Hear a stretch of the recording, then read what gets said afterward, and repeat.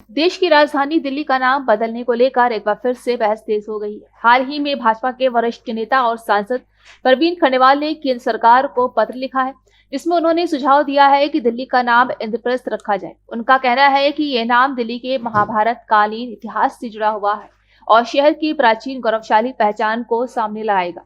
उनके अनुसार दिल्ली के पुराने रेलवे स्टेशन और हवाई अड्डे के नाम भी बदले जाने चाहिए, ताकि वे इससे नए नाम के अनुरूप हो, जैसे इंद्रप्रस्थ जंक्शन और इंद्रप्रस्थ एयरपोर्ट। साथ ही भाजपा के वरिष्ठ नेता विजय गोयल ने प्रस्ताव रखा है कि अंग्रेजी में दिल्ली को बदलकर दिल्ली किया जाए। उनका तर्क है कि दिल्ली शब्द भारतीय बोली और सांस्कृतिक धरोहर को अधिक सही ढंग से दर्शाता है। उन्होंने कहा है कि ये कदम न केवल इतिहास को सम्मान देगा, बल्कि लोगों में गर्व की भावना भी पैदा करेगा। हालांकि इस प्रस्ताव के खिलाफ भी कई आवाजें उठ रही हैं। आलोचकों का कहना है कि जब देश में महंगाई, बेरोजगारी, गरीबी, शिक्षा और स्वास्थ्य जैसी बड़ी समस्याएं हैं, तब शहर का नाम बदलने पर चर्चा करना जनता की असली जरूरतों से ध्यान हटाने जैसा है। सोशल मीडिया पर भी लोग पूछ रहे हैं कि नाम बदलने से क्या भूख मिटती है, इलाज सस्ता होता है या बच्चों की पढ़ाई बेहतर होती है। कई लोग इसे केवल राजनीतिक प्रतिवाद बता रहे हैं, जिसमें वास्तविक जीवन की समस्याओं की उपेक्षा की जाती। सामाजिक कार्यकर्ताओं और अर्थशास्त्रियों का भी मानना है कि नाम बदलना सिर्फ सांस्कृतिक पहचान का प्रतीक हो सकता है, लेकिन आम नागरिकों के जीवन में कोई